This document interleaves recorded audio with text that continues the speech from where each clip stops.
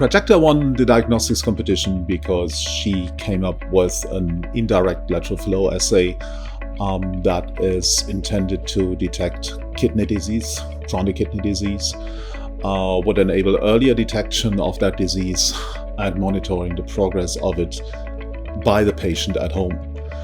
So that's why she was the winner. We were talking about the test as such. We trained her on how to develop a lateral flow test in details, about processes, about equipment. We discussed laboratory setups.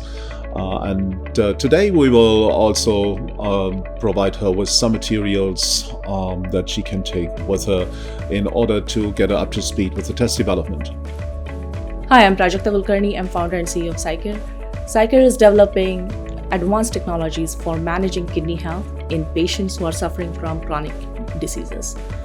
We develop devices which patients can use at home, and also they can be used at a point of care settings. Our current project is more focused on early detection and monitoring of chronic kidney disease in patients who are suffering from diabetes and hypertension.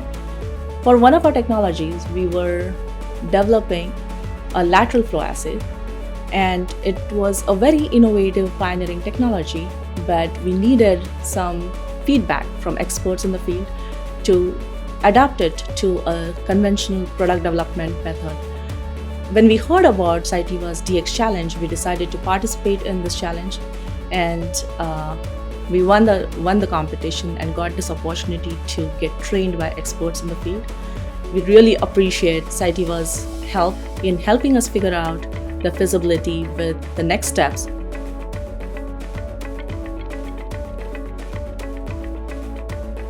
So it was a very interesting learning session that I had in Dassel, and I encourage many other startups to do the same. If they are developing something really innovative, then it would be a great opportunity for them to check the feasibility and next step for their technology.